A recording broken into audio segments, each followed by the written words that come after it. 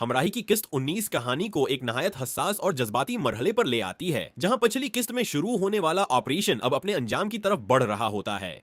इस किस्त में खौफ, उम्मीद, दुआ और जज्बात सब कुछ एक साथ नजर आता है।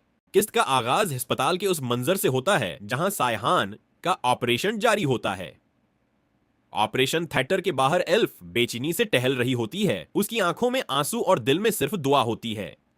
घर के बाकी अफराद भी शदीद परेशानी में मुब्तला होते हैं और हर कोई बस एक अच्छी खबर का मुंतजर होता है।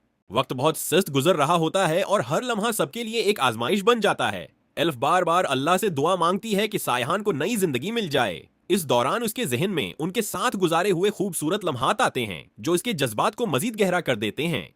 काफी देर बाद डॉक्टर्स ऑपरेशन थिएटर से बाहर आते हैं और सबकी सांसें रुक जाती हैं। डॉक्टर बताते हैं कि ऑपरेशन कामयाब रहा है। ये सुनते ही सबके चेहरों पर खुशी और सुकून आ जाता है।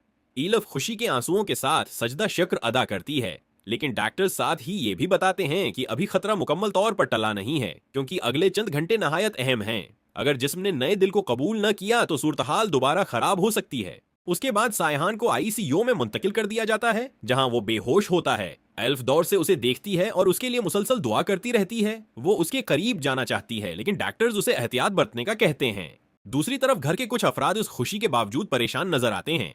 कुछ के चेहरों पर इत्मीनान होता है, जबकि कुछ अब भी खौफ में मुब्तला होते हैं कि कहीं कोई नया मसला न पैदा हो जाए। इस किस्त में खानदानी जज्बात और रिश्तों की गहराई भी खूब दिखाई जाती है। किस्त के आखिरी हिस्से में एक हल्का सा मोड़ भी आता है, जब सायहान की हालत में मामूली उतार चढ़ाव दिखाया जाता है, जिससे एक बार फिर सस्पेंस पैदा हो जाता है। अगिलफ का दिल दोबारा घबरा जाता है, लेकिन वो हिम्मत नहीं हारती।